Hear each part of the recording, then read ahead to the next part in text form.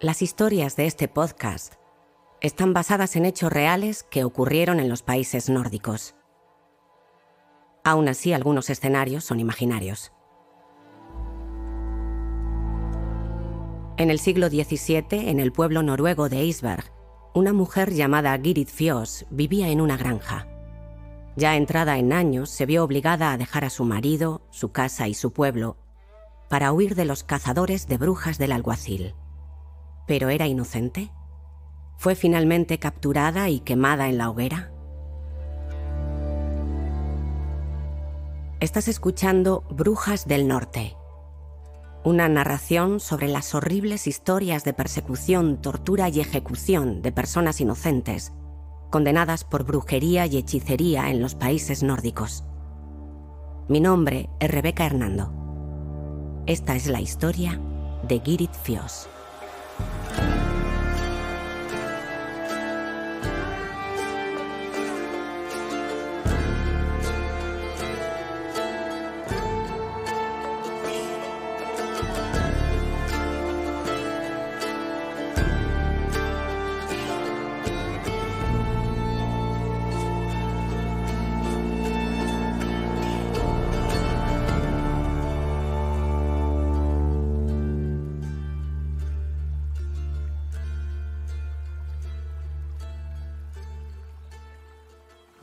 El paisaje de Eidsberg, antes llamado Østfold, se caracterizaba por sus prados verdes, bosques y su gran río, Glomma, que atravesaba la zona proporcionando vida allí por donde pasaba. Las granjas estaban muy dispersas, pero la gente se reunía en la iglesia y en los mercadillos. A principios del siglo XVII, la sociedad estaba definida por la inseguridad, la pobreza y las grandes desigualdades sociales, además de fuertes supersticiones. Cuando ocurrían accidentes, enfermedades o muertes inexplicables, siempre se quería encontrar a un culpable. Tanto el pueblo como las autoridades solían responsabilizar a las mujeres brujas que vivían en pacto con el diablo. Ellas lanzaban maldiciones sobre las personas, los animales o las propiedades.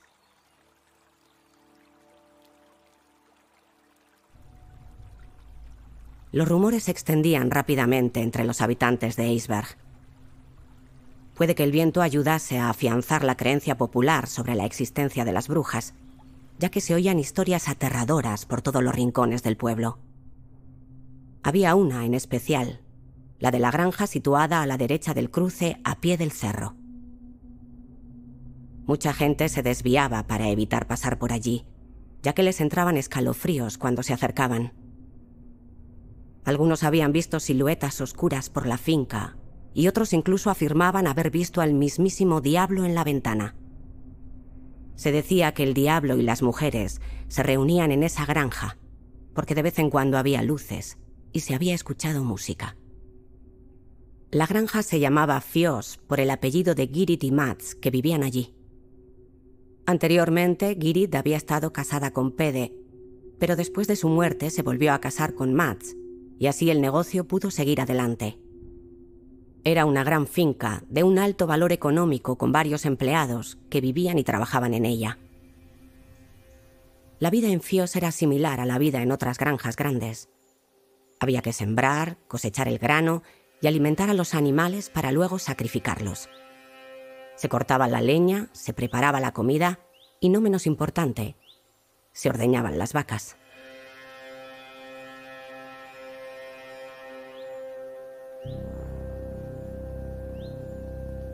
En aquella época, robar la leche de las vacas se consideraba una de las artes de brujería practicadas por espabiladas mujeres granjeras. Había dos métodos ilegales.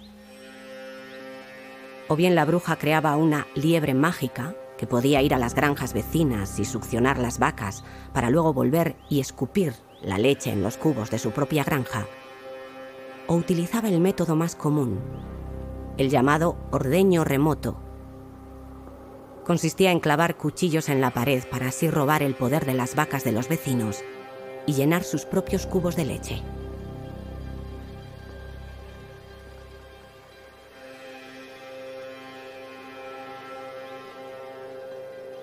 En la granja de Fios no había indicios de que la mujer realizara el ordeño ilegal. Todo lo contrario, porque los Fios ya habían pasado por momentos muy difíciles. Se decía que había caído una maldición sobre la propiedad después de la muerte de Pede.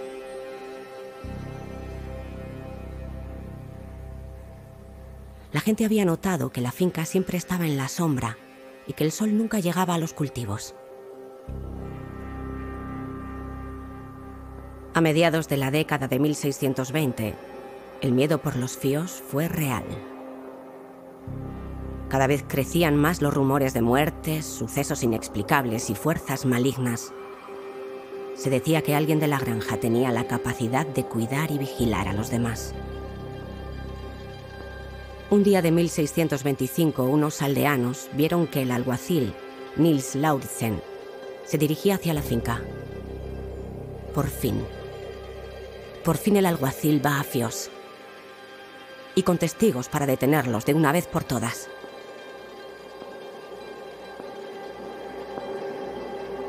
Muchos pensaban que el alguacil buscaba a Gyrid, pero cuando se fueron de la granja, iban acompañados de una de las sirvientas que llevaba las manos atadas. No se sabe ni quién era, ni de qué fue acusada, pero su destino fue horrible. Fue quemada viva en la hoguera frente a los aldeanos piadosos. No era la única sirvienta en Noruega acusada y condenada por brujería en esa época.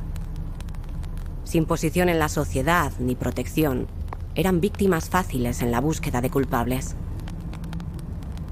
Las que solían estar en contacto con alimentos, animales y personas estaban más expuestas a la brujería porque se creía que era donde ocurría gran parte de la actividad. Después de la ejecución, Gyrid, Mats y el resto de la gente en Fios estaban conmocionados. Pero la vida en la granja tenía que seguir y afortunadamente, poco a poco, los rumores disminuyeron. Tan pronto como la paz y la tranquilidad se asentaron en la granja, la acusación de brujería golpeó de nuevo.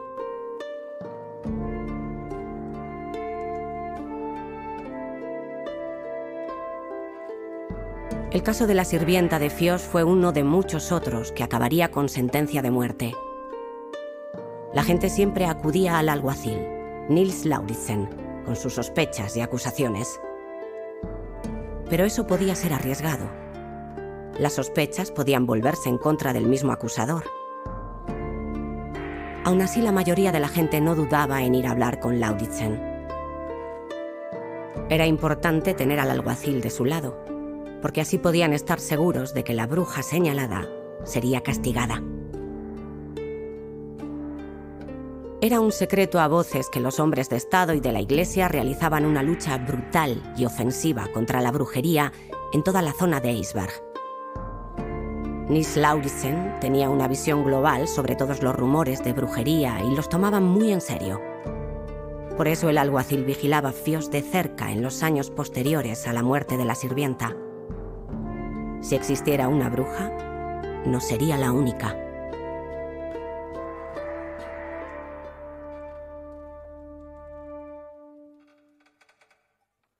En 1629, Gyrid empezaba a sentirse una mujer mayor.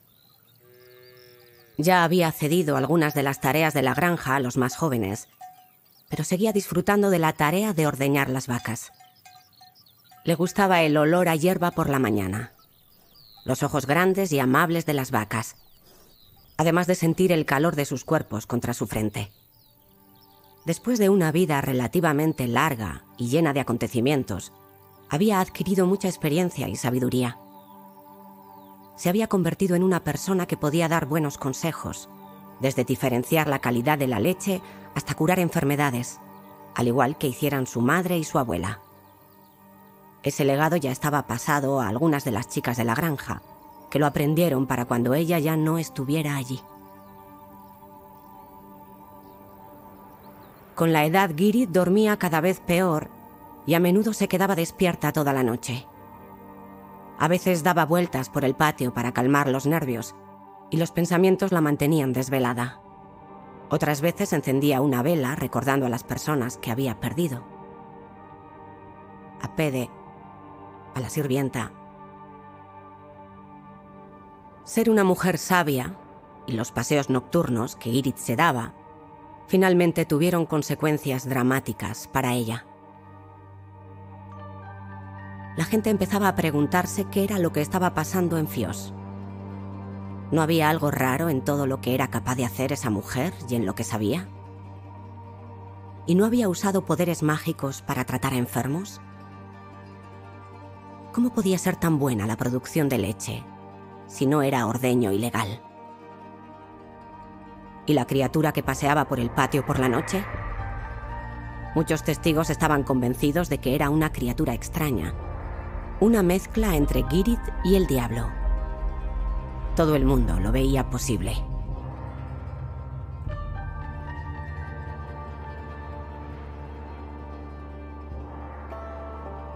Mientras la imaginación de la gente empezó a descontrolarse por lo que estaba pasando en Fios, el alguacil Lauritzen no tenía inconveniente en asegurar a la población que Ygritte sería capturada antes del fin de semana.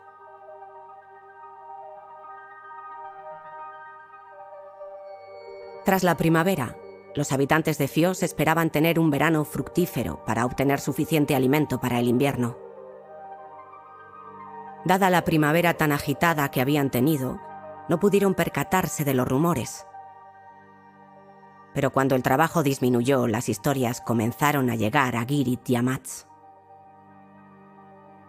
Esperaban que cualquier día el alguacil volviera a llamar a la puerta de Fios. Desde hacía mucho tiempo la pareja temía que les pudiera pasar algo de nuevo. No era inusual que aquellos que estaban cerca de una bruja condenada terminaran siendo el centro de atención. Incluso podía haberse dado el caso de que la sirvienta hubiera mencionado el nombre de Ygritte. En esa época muchas fueron presionadas para nombrar a sus seres queridos bajo falsas promesas de ser liberadas. Ygritte y Mats sabían de la crueldad con la que se trataba a las acusadas de brujería, y si el alguacil estaba de camino, no había tiempo que perder. El mismo día que oyeran rumores, pondrían en marcha un plan para salvar a Ygritte. Esa misma noche, mientras todos dormían en la granja, se levantaron. Ygritte se vistió con ropa oscura mientras Mats le preparaba la mochila. Se despidieron silenciosamente y Ygritte salió por la puerta sola hacia la oscuridad de la noche. Por la mañana, cuando la gente de la granja se despertó, ella había desaparecido sin dejar rastro.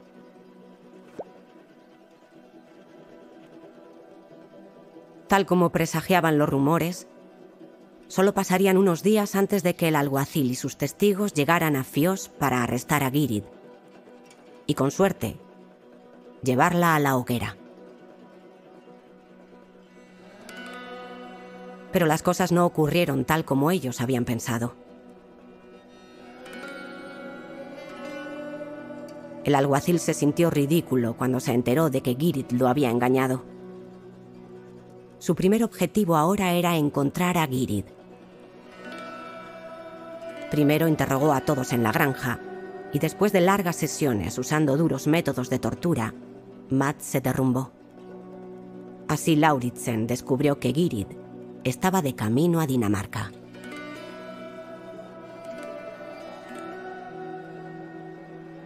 En esa época, Noruega y Dinamarca estaban bajo el reinado del mismo monarca. Magistrados, sacerdotes, alguaciles y otros funcionarios trabajaban para el mismo rey.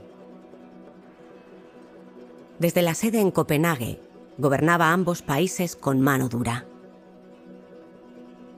Lauritzen tenía varios superiores y le aterraba pensar que alguien se enterara de que había dejado escapar a una bruja de la manera más humillante. La responsabilidad de sancionar a los criminales recaía sobre él.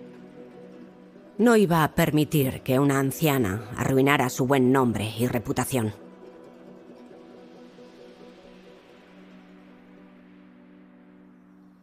Mientras la vida en Fios continuaba y Mats seguía trabajando en el campo, Ygritte cruzaba la frontera con Suecia después de haber andado muchos días.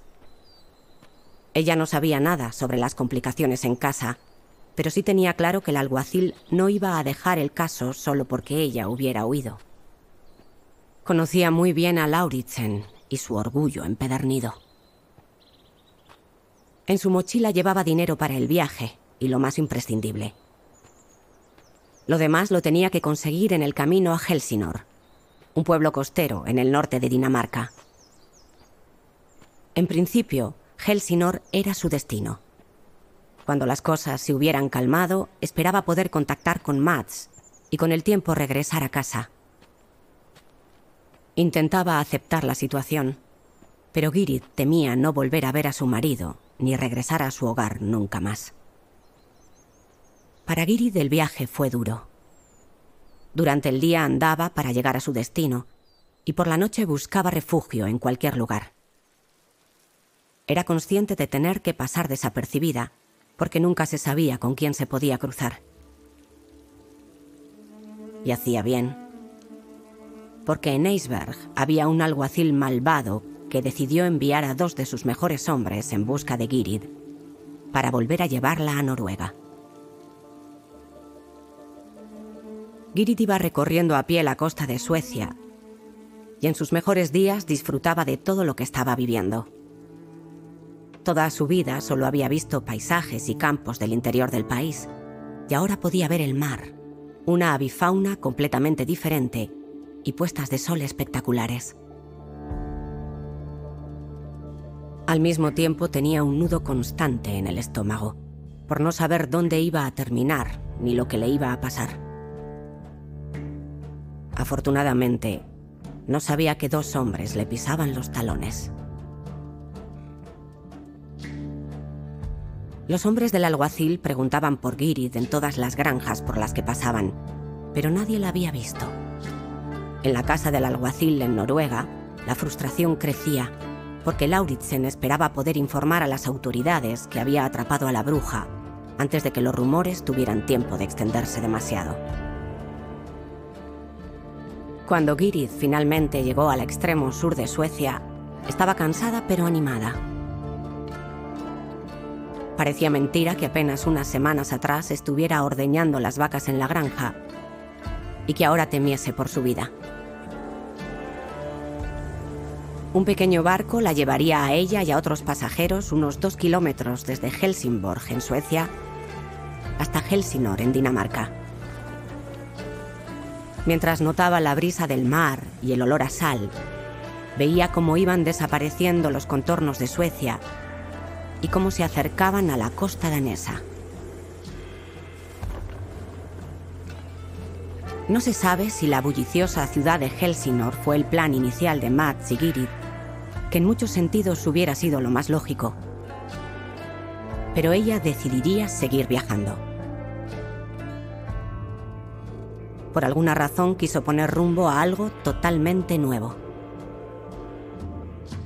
Gyrid consiguió una plaza a bordo de un barco que navegaba de regreso a Stavanger, en Noruega, al noroeste del país.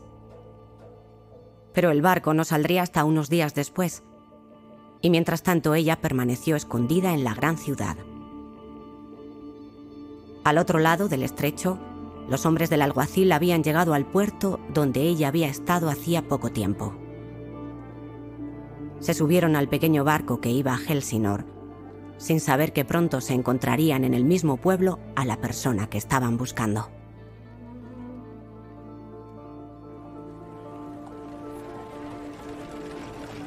Incluso con los ojos de halcón bien entrenados, los hombres lo tenían difícil para encontrar a una mujer que se ajustase a la descripción que les había dado el alguacil.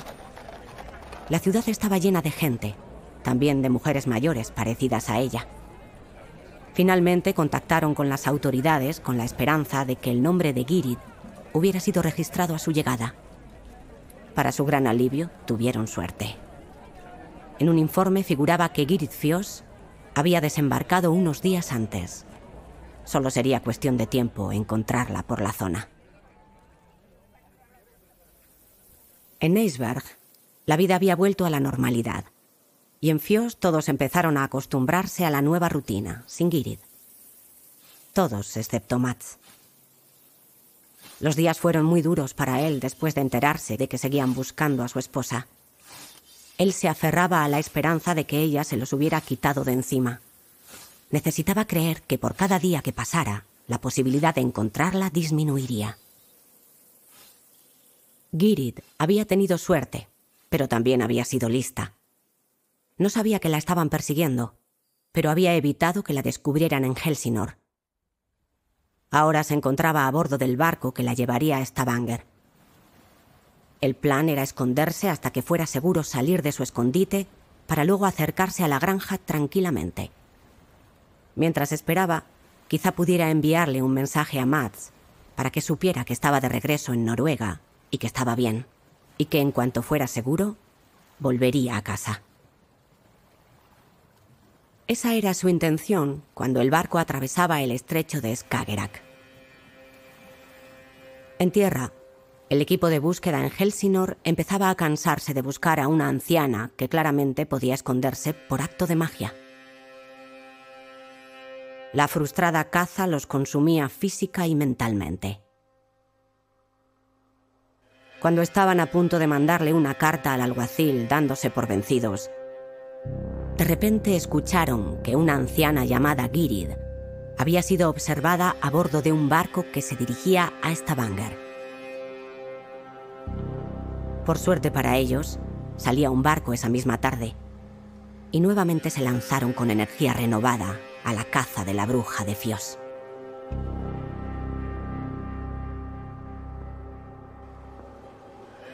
Cuando Gyrid desembarcaba en la costa noruega, el barco con los hombres del alguacil estaba a solo unos pocos kilómetros. Stavanger es una ciudad pequeña y estaban convencidos de que solo quedaban pocos días para volver a casa, gratificados por su trabajo y con Gyrid encadenada. Pasó poco tiempo para que consiguieran su objetivo. Cerca de la ciudad, finalmente vieron a la anciana que habían buscado durante tanto tiempo. Iba con ropa oscura. Su pelo largo estaba cubierto por un pañuelo y su rostro había adquirido nuevas líneas muy marcadas debido al largo y difícil viaje de huida.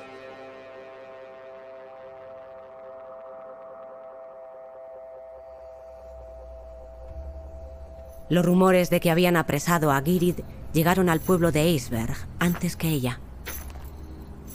Esa noche otoñal de 1629, cuando fue llevada al pueblo con las manos encadenadas, veía que las hojas de los árboles se habían tornado anaranjadas. Notaba el aire fresco de otoño en su rostro antes de ser conducida al sótano de la finca del alguacil. Allí estuvo encerrada, aislada y rodeada de muros de piedra durante 5 largas semanas. La triste rutina solo se rompía cuando el alguacil o el sacerdote venían a obligarla a confesar sus pecados de brujería.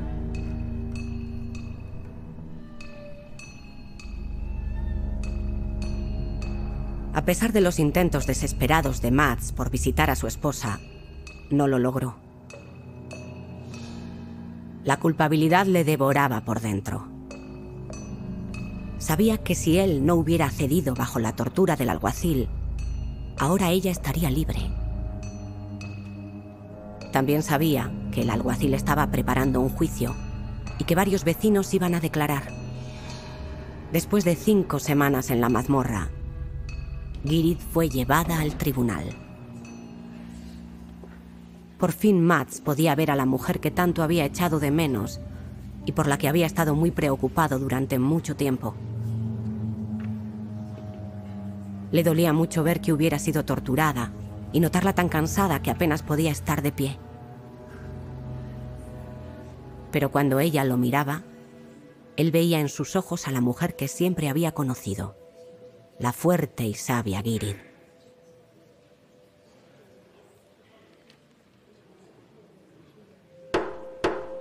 Desde el principio, el alguacil fue despiadado. Los testimonios se consideraban firmes y el intento de fuga tampoco la ayudaba. Por unanimidad se decidió que era una verdadera bruja y que debía morir de la peor manera. muchas brujas habían recibido otros castigos. En vez de ser quemadas vivas en la hoguera, fueron decapitadas. Ese último método era más fácil y más económico, pero cuando se trataba de una bruja de verdad, solo la hoguera se consideraba lo más apropiado. 6 hombres firmaron el veredicto y se decidió que la mitad de las posesiones de Mads y Gyrid tenían que ser entregadas al rey y que Gyrid sería ejecutada en la hoguera antes de que terminara el otoño.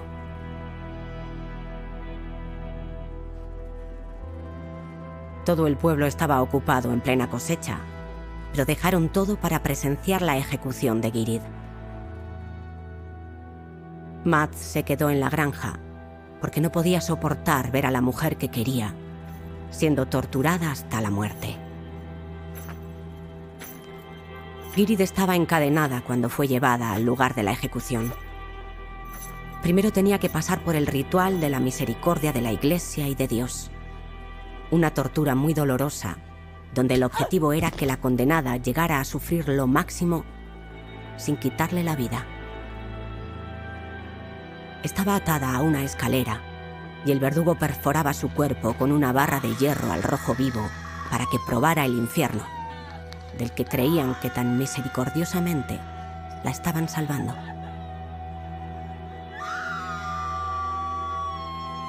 Después de la tortura llegaba la muerte entre llamas. Cuando fuera quemada viva en la hoguera, su alma estaría por fin limpia y tendría una segunda oportunidad a los ojos de Dios. Sin la purificación de las llamas, estaría forzada a padecer una vida eterna en el infierno. Algunas se desmayaban por el dolor, mientras que otras sentían las llamas abrasando lentamente sus cuerpos. Si la madera estaba seca, se consumía rápidamente. Pero si estaba húmeda, se necesitaba más tiempo antes de que el cuerpo ardiera correctamente. La multitud miraba mientras el capataz preparaba el fuego. Poco a poco las llamas crecían y crecían. Gyrid casi estaba inconsciente después de la primera sesión de tortura. Y mientras las feroces llamas rugían junto a ella, sus ojos se deslizaban sobre la multitud. Vecinos y aldeanos se quedaban en silencio observando la escena. Gente que había conocido desde hacía muchos años y que ahora habían decidido que muriera. Cuando el capataz consideró que el fuego era lo suficientemente fuerte, dio la orden de ejecución. 4 hombres cogieron la escalera con Gyrid encima y la llevaron hasta el borde del fuego, arrojándola a las llamas.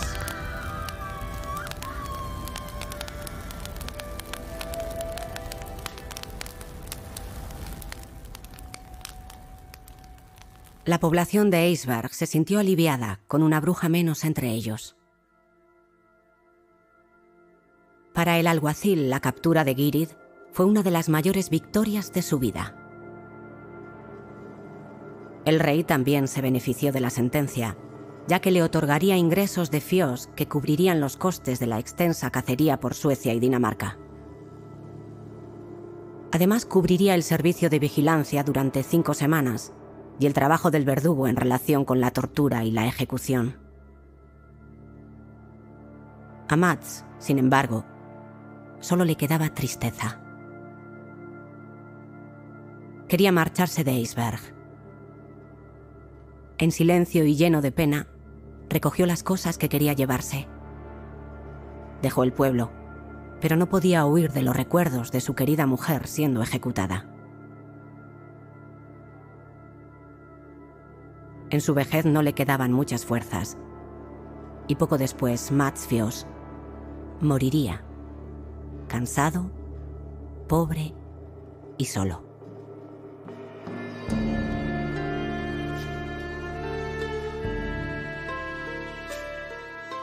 Has escuchado el episodio 5 de Las Brujas del Norte, una serie de podcast producida por Podimo.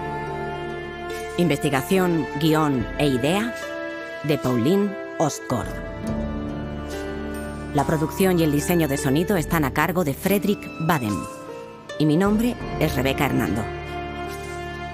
Puedes escuchar nuevos episodios de este podcast exclusivamente en Podimo.